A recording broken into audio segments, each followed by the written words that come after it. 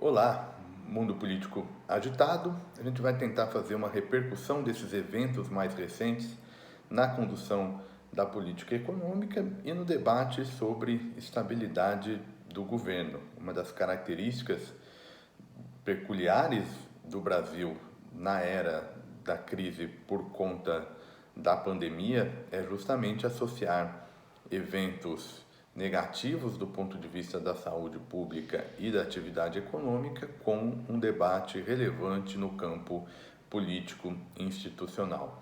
Eventos que eu me refiro foram a confirmação por parte do plenário do Supremo do inquérito da fake news e da prisão do Fabrício Queiroz, que deve trazer uma agenda negativa para próximo do núcleo familiar e, portanto, impactando o comportamento do presidente e a agenda do governo como um todo.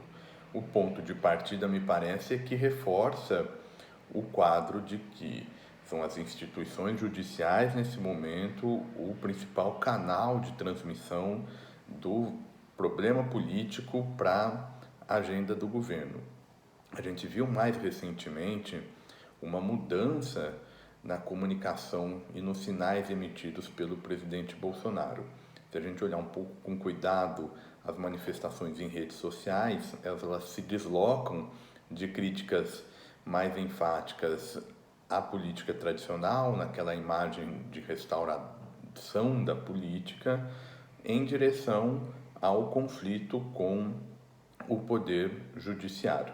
Em parte, a estratégia tem um pouco a ver com minimizar os custos em relação à aliança, ou pelo menos a aproximação do governo com os partidos do chamado Centrão, mas em parte tem a ver com a grande preocupação que é a proteção ao mandato, e nesse momento essa preocupação, a fonte dessa preocupação está nos movimentos judiciais.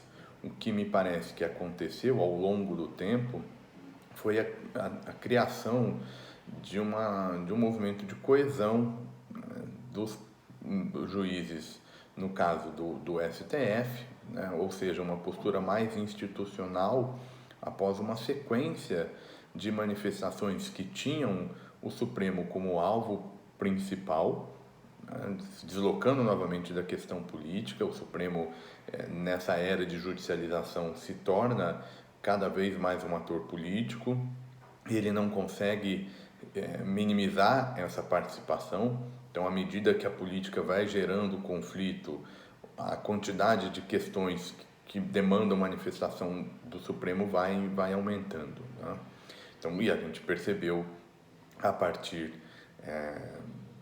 da decisão agora coletiva, da continuidade do inquérito das fake news, que a despeito dessas tentativas de tirar um pouco o foco político, se especula inclusive mudanças no Ministério da Educação, o uso de máscaras, né, em locais públicos por parte do presidente, um comportamento mais discreto em relação às manifestações.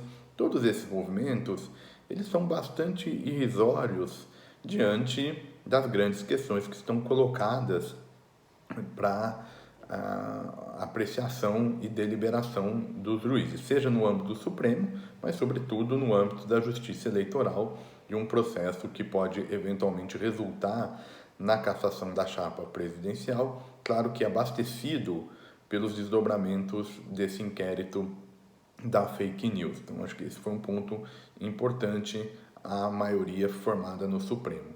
Em relação à prisão do Queiroz, é um tema que lá atrás já tinha gerado destaque, foi um dos principais e um dos primeiros gatilhos de agenda negativa que chegaram ao mandato Bolsonaro, e agora ele, ao voltar, né, por conta da prisão, ele traz uma série de temas difíceis para o governo. Com particular destaque essa ideia de corrupção, que é algo caro aí ao discurso bolsonarista, né? Uma parte da defesa dos apoiadores do governo vão nessa ideia da corrupção. Então, é de fato uma questão bastante relevante. A gente viu, por exemplo, reunião do dia 22 de abril, que veio a público, como a questão da família afeta o comportamento do presidente, é uma consequência desse arranjo, né, de um presidente com uma série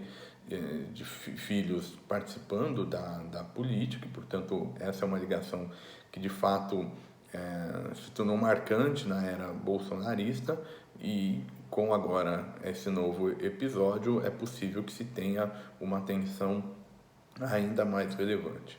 Então, o que a gente tem hoje é, de um lado, o governo tentando fazer a ponte política. No plano público, há um discurso, uma ideia de que está chegando o momento de um conflito mais significativo.